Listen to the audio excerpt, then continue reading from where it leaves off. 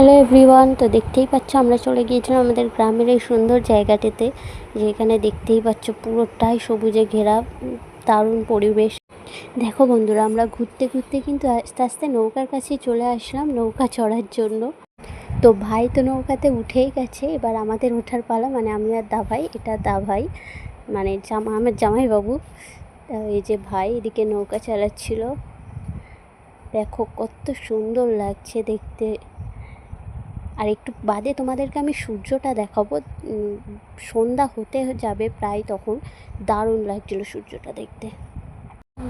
আচ্ছা, এই শাকগুলোর কি নাম বলো তো, আমাকে কমেন্ট করে জানিও। তো দেখো, তারপর আমি একটা শাক তুলতেও গেলাম, কিন্তু হাত থেকে পড়ে গেল, কোনোভাবে আমি নিতে পারলাম না।